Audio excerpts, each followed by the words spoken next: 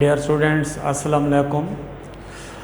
आज हम lecture number 3 के अंदर बडिंग जो कि एसेक्सुअल रिप्रोडक्शन का तीसरा तरीका है उसको स्टडी करेंगे।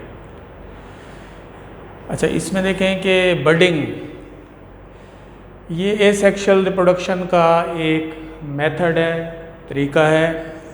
इसमें क्या होता है कि ऑर्गेनिज़म के बॉडी के ऊपर या सेल के ऊपर एक छोटा सा बड जो है आउट ग्रोथ के तौर पर डेवलप होता है।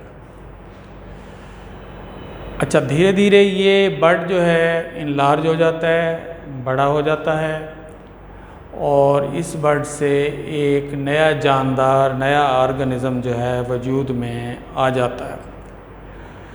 अच्छा, बडिंग की जो एग्जांपल्स हैं जो कि आपकी बुक में दी हुई हैं, एक तो है बडिंग इन यीस्ट, दूसरी जो जानदार जिसमें ये बडिंग होती है वो स्पॉन्जेस हैं। बडिंग इन हाइड्रा भी आपकी बुक में दिया हुआ है, उसको भी हम आज स्टडी करेंगे। और इसके अलावा इसके एंड में कोरल्स के बारे में भी बताया गया है। तो ये वो जानदार हैं जिनके अंदर बडिंग होती है।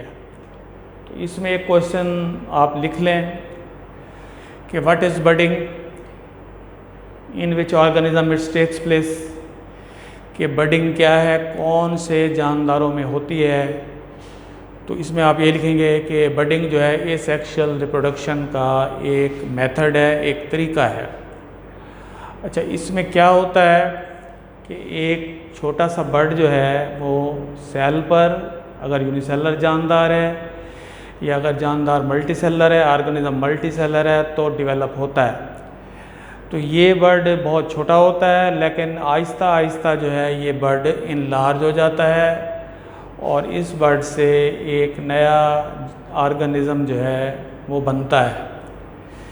और यीस्ट के अंदर बडिंग होती है, स्पॉन्जेस के अंदर भी बडिंग होती है, हाइड्रा जो कि एक छोटा सा एनिमल है इसके अंदर भी बडिंग होती है, और इसके अलावा जो कोरल्स हैं इसमें भी बडिंग होती है।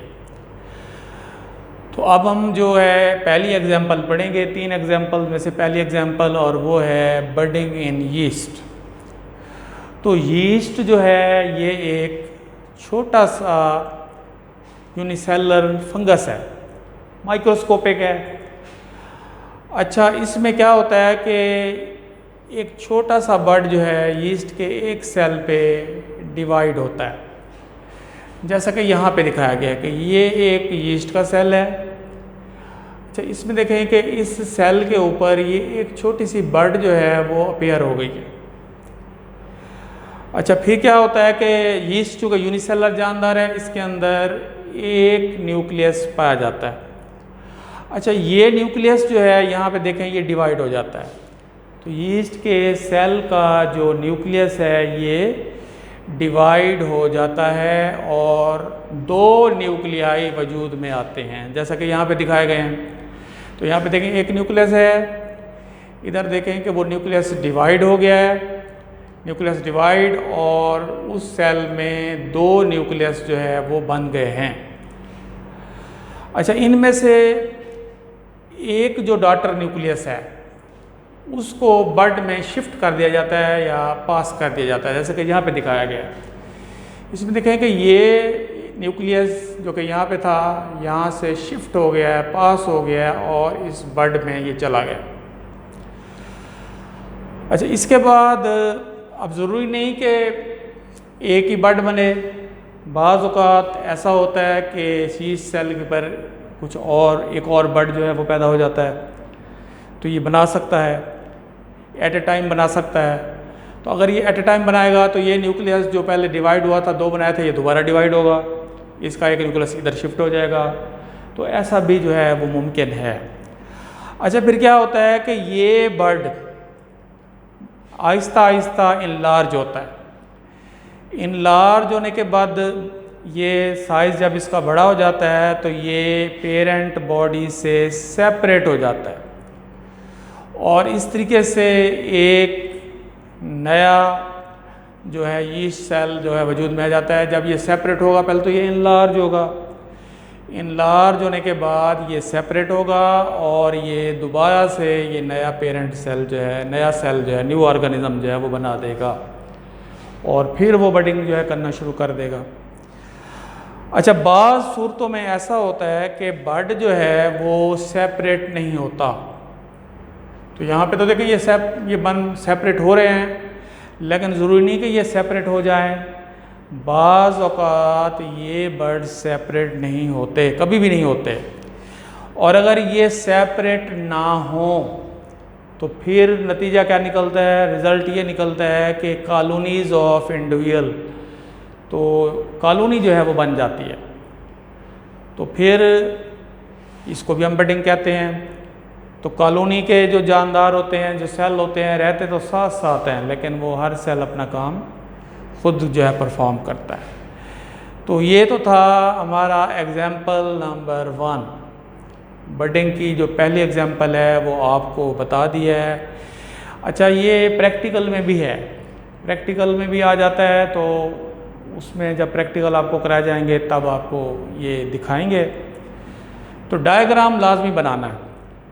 तो ये डिटेल्स लिखने के बाद आपने इसका जो डायग्राम है वो बनाना है, उसको लेबल करना है। नीट एंड क्लीन डायग्राम जो है वो होना चाहिए।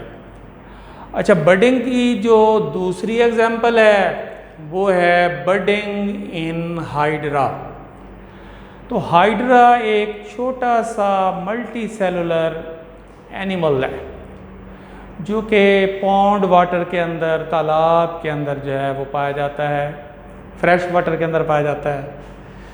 अच्छा, ये भी एसेक्सुअल रिप्रोडक्शन करता है और इसमें बडिंग होती है।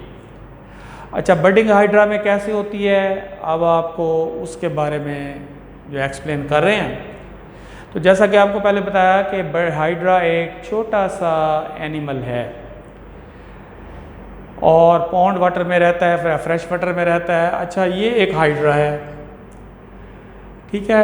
अच्छा, इसमें क्या होता है कि एक स्मॉल बर्ड जो है वो बनती है।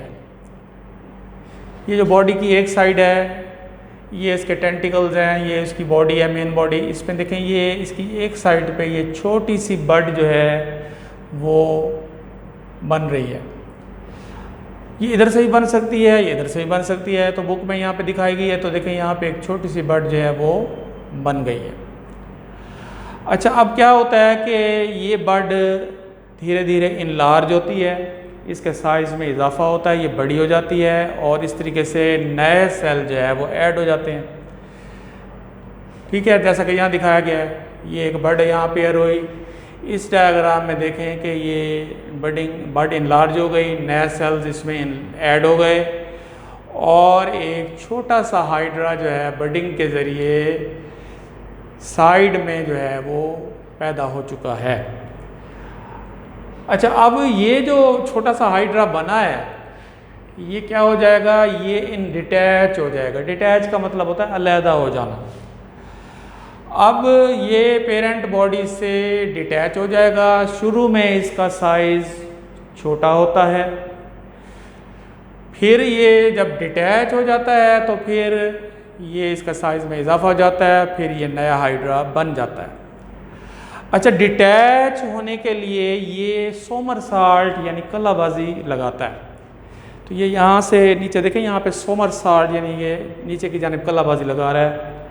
अच्छा, कलाबाजी जब ये लगाता है, सोमरसॉल्ट करता है, तो ये इस जगह से जहाँ पे जॉइंट है बर्ड और पेरेंट बॉडी का, वहाँ से ये डिटैच हो जाता है, अलहदा हो जाता है। और डिटैच होने के बाद देखें, ये एक नया हाइड्रा जो है ये पैदा हो चुका है या बन चुका है। और ये जो नया हाइड्रा बना है ये बडिंग के ज़रिए बना है। अच्छा, शुरू में इसका साइज़ जो है बहुत छोटा होता है। अब ये क्या करेगा? ये जो हाइड्रा है ये ग्रो करेगा और ये जब नॉर्मल साइज़ अटेन कर लेगा, हासिल कर लेगा, तो ये दोबारा से बडिंग के लिए रेडी हो जाएगा, तैयार हो जाएगा। अच्छा, एक बात याद रहे कि ये जो आउट ग्रोथ यहाँ पे डेवलप हो रही है साइड में, इसमें माइटोसिस सेल डिवीजन होती है। इसमें वही माइटोसिस में वो प्रोफेज मेटाफेज, एनाफेज, टेलोफेज वगैरह होती हैं जो कि कैरियोकिनेसिस इसमें फुल होती है। इसके बाद साइटोकिनेसिस होती है। इस तरीके से नए सेल्स एडअप होते जाते हैं, फिर ये इनलार्ज हो जाता है, फिर ये हाइड्रा बनता है छोटा सा, फिर ये अपने आप को डिटैच करने के लिए सोमरसॉल्ट करता है, और जब ये सोमरसॉल्ट कर देता है तो ये यहाँ से डिटैच हो जाता है, और डिटैच होने के बाद एक नया हाइड्रा जो है ये बना देता है। तो ये बडिंग की दूसरी एग्जाम्पल थी। अच्छा, बुक के अंदर जो है एक थर्ड एग्जाम्पल भी दी हुई है और वो कोरल्स के बारे में है। तो थर्ड एग्जाम्पल जो है वो है बडिंग इन कोरल्स। अच्छा, कोरल्स जो है ये फाइलम सीलेंट्रेटा इनवर्टिब्रेट उसके मेंबर्स हैं।